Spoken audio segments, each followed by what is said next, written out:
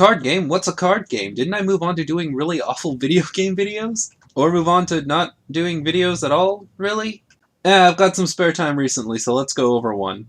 Someone requested a Haruhi deck, like, 9 years ago? 10 years ago? It's been a long time, I don't know the exact date. Regardless, though, the idea was kind of interesting. He wanted to take the typical blue-red Haruhi deck and fit Fumofu into it, and Fumofu's a really fun card, so I can see why you'd want to use it. That's kind of a lot, though. That would take a gaming master to put something like that. BAM! As always, if you're just here to something, then please... Man, I suck at this. I think I'm asking you to leave a like if you take the deck list and use it, but man, I feel like there's a way snappier way I could have said that. So my solution to the problem was pretty simple. If you run a level 0 lineup that is mainly yellow, then you can use that to pay for Fumofu later. Fumofu is a pretty expensive event, so you would have to run a pretty cheap level 1 and level 2 lineup, and if you put all of these elements together, then you should be able to put Fumofu in a typical blue-yellow deck. I mean blue-red deck, right? Blue-red? I've really got to get my stuff together. Our level 0 lineup's a little gimmicky. It's all about trying to keep your opponent's field clear because we really want to be pushing hard at level 0. Kyon and Itsuki are the main way we're going to be doing this. It's really simple. It's a suicider, but instead of killing the other character or reversing the other character, it sends them to stock and then puts the bottom card of their stock in the discard pile. If they don't have any stock, then yes, it's exactly like a suicider. This effect isn't necessarily great, especially if you're playing against someone who doesn't really know about getting cards out of their stock, so they end up stocking some climaxes or something, but that's hardly ever the case in most circles. Most people know to keep your climaxes out of the stock, and this is just a really nice way to keep the field clear, especially if your opponent is using something like level 0 Encore. It's also a decent enough answer to other suiciders. It's a decent answer to 4000s and 3500s. It's just an all-around okay ability. Our other yellow is Koizumi talking about stars. This is sometimes an overlooked card. Not a lot of people use it, but it's actually really cool. If you have an SOS Brigade member in the center slot, then this character gets plus 1000 power, so it stands at 3500. It's a 3500 on both turns with not a lot of effort put in, so that's good. Obviously, if you're doing anything even resembling aliens, you have to have the space trifecta in the back row, so 4 copies of Nagato and Asuka and whatever her name was. Kimidori. I literally paused the recording and checked her name. It's Kimidori. 500 to all aliens, which is absolutely useless at level 0, but we don't need it to be useful at level 0 because most of our level 0s are suiciders. When this really becomes useful will be levels 1, 2, and 3, where not only do you get the plus 500 boost, but you can also pay to search your deck for an alien and put it in your hand. That means you'll have a guaranteed attacker every single level if you're willing to put in the 2 stock for it. Lastly, we have our actual level 0 suicider, Haruhi in the Hot Springs, probably one of the best level 0 suiciders that have ever been made. Because not only can it suicide itself off, but when it does, you can give another SOS Brigade member plus 1500 power, which is a pretty huge boost for just using a suicider effect. Just to get out of the way, the only reason we're running this one at 3 and Kyon and Koizumi at 4 is because Kyon and Koizumi is yellow and we're trying to keep up our yellow consistency. You can definitely try putting in a 4th of this one and taking one of the Kyon and Koizumi out if you'd really like to. Level 1's going to be a fairly aggressive level.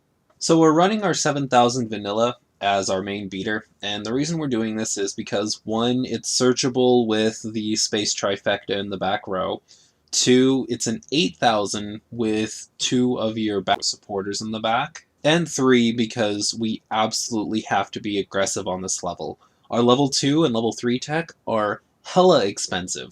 Very, very, very expensive, so we need as much stock as possible, and we're only going to be able to do that if we can keep characters on the field. Next up are 3 copies of Kimidori, and this should be pretty standard for anybody who's seen an alien deck.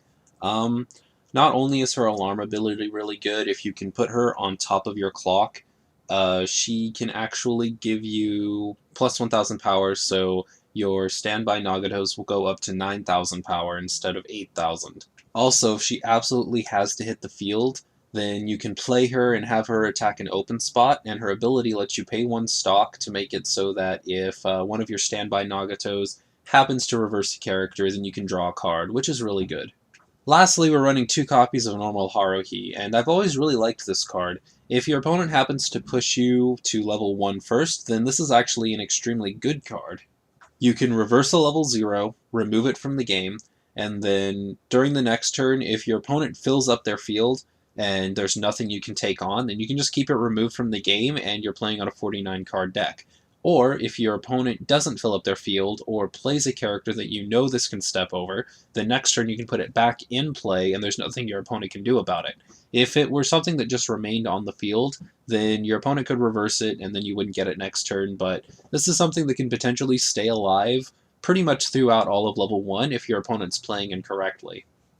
Now, level 2 is when things are going to start getting very expensive, so if you weren't able to build up at least 5 or 6 stock during level 1, you might have some problems here.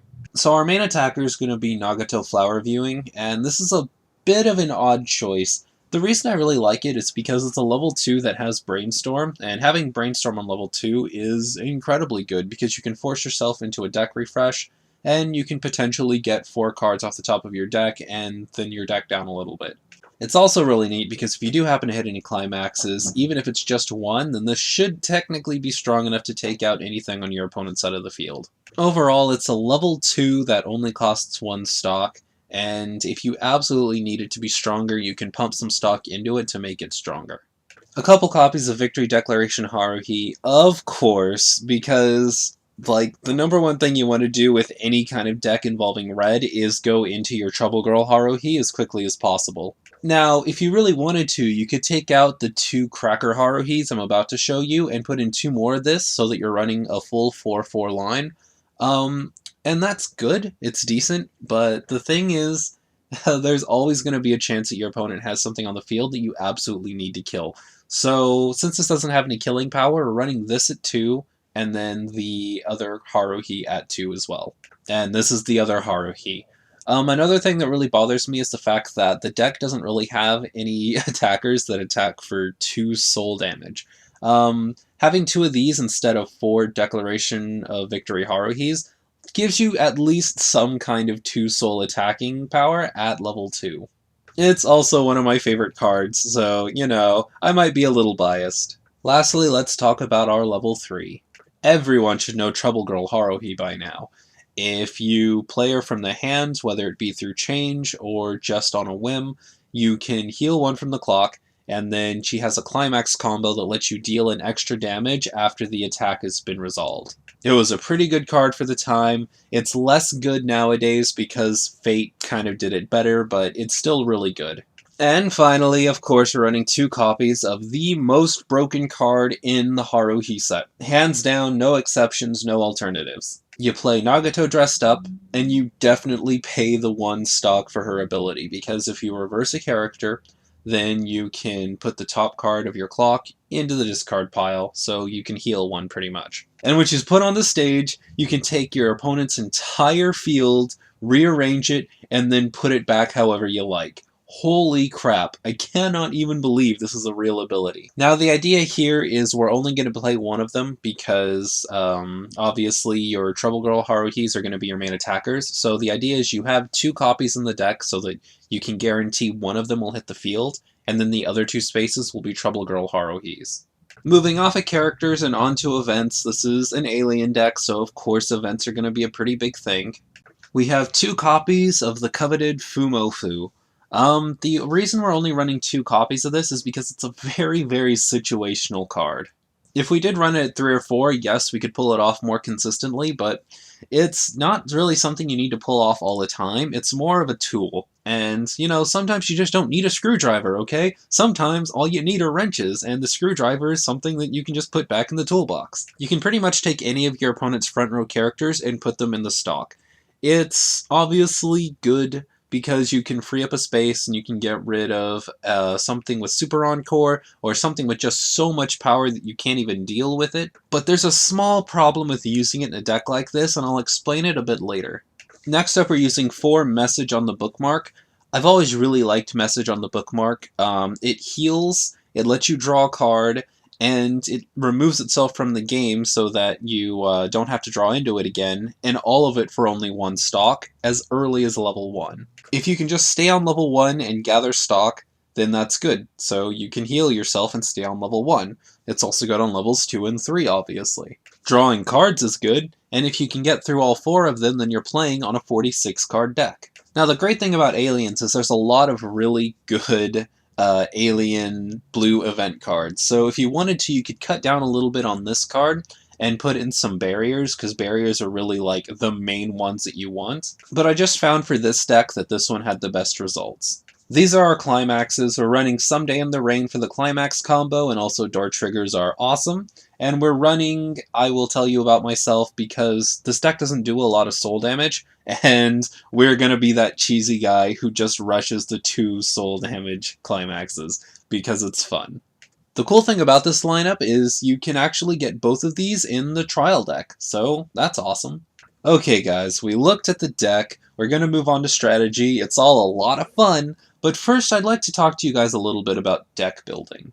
Gotta find a fetishy Haruhi picture to throw up while I talk. There we go. So when you're building decks, probably the most important thing to remember is you need a clear idea of exactly how your deck wins a game. Very often I've seen people just try to throw random stuff together and call it a deck, and that is part of the reason that Deck Dr. Kudou exists. I'm not saying that it absolutely can't work, but I'm saying that if you're taking the game seriously and you're really trying to win, one of the best things I can tell you about building your deck is to have a very clear, concise idea of how you win and then build around it.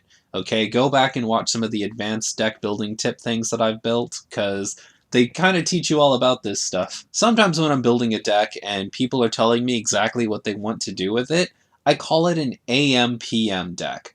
It sounds goofy, but at least it's unique, so if anybody calls a deck an AM/PM deck, it's because it came from me, so that's cool. The idea behind an AM/PM deck is AM/PM slogan, which is too much good stuff. What I'm trying to tell you with that is you are putting too many decent ideas into one deck, and they're starting to get in each other's way. The deck I've shown you here today is decent, and in testing it does do very well, but I do want you to keep in mind that it could be optimized very easily by taking any one of the ideas out. Again, I'm not telling you that this deck is bad and this deck won't win, because it will, but I'm saying that you kind of have to respect exactly what it is you're giving up in order to add some kind of extra power in. Sorry, I know that sounds kind of confusing. Let me explain in a little more detail. In the Haruhi set, yellow cards start off relatively cheap and then build up into an expensive payoff near the end of the game. Red decks are very aggressive. They start attacking and they never stop attacking, and it's all about keeping your field full and constantly putting pressure on your opponent, and then at the end of the game you play Trouble Girl Haruhi and you just deal overwhelming amounts of damage to the point where your opponent can't keep up with you. Blue decks are about making it very hard for your opponent to consistently keep up with you. It's always healing itself, it's always got some kind of backup in its hand, it's always drawing cards, and at the end of the game you play Nagato dressed up, and then your entire field just gets completely blown to smithereens. You lose your back row, you lose one of your main attackers, and if you don't have a full field when this goes off, it's even worse, because you have to give up open spaces and your opponent gets even more damage off of you. Blue-red is the most powerful version of Haruhi you can get, because blue aliens are very consistent, and then at level 2 you drop a Declaration of Victory Haruhi, it turns into Trouble Girl Haruhi, you drop a Nagato dressed up on level 3, and your opponent has to rearrange their field in a way that Trouble Girl Haruhi can step over pretty much every card on their field. The reason this works as a strategy is because they synergize really well with each other. Trouble Girl Haruhi is at its most powerful when it can step over every card on your opponent's side of the field and get the free damage. So not only are you reversing a character and getting to keep your character, but you're getting your 2 soul attack through on top of another damage after the attack has been resolved. Blue and yellow synergize pretty well because both of them are fairly cheap techs to run. Yellow also takes care of Super Encore, which is the worst thing for an alien deck to try to deal with, because with an alien deck you're trying to control your opponent's field, you're trying to control whether or not your opponent wins victories, and if your opponent can just Super Encore through all the pressure you're applying, then it absolutely doesn't matter because blue can't apply the same amount of pressure back. Through the use of cards like Fumofu and just generally being cheaper than your opponent, you can just overwhelm them. And there's really nothing they can do against your strategy if you can take away Encore, which is the most prevalent thing against them.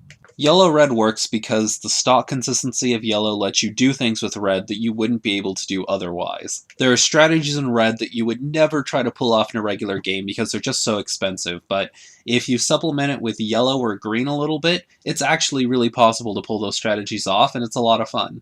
When you're looking at these three strategies together, it's not about whether or not all three of them can work, because of course they can, because anybody who knows how to build a deck can, in theory, make all of them fit together. The thing you should really ask is, what are they adding to each other? So with a deck like this, if you're only adding Fumofu in as a tech, what do you need Fumofu to overcome? And what do you have to take out in order for Fumofu to do that job? On level 3, you play Nagato dressed up and you mix up your opponent's side of the field, putting all of the undesirables in the back row and all the characters that you want to reverse in the front row. Your Trouble Girl Haruhi step over your opponent's front row and you get the extra damage off of the climax combo. A lot of people have kind of seen the problem here already. Fumofu's main job is to take care of one of your opponent's characters that you can't deal with, which is exactly what Nagato is doing with her ability, making them kind of redundant.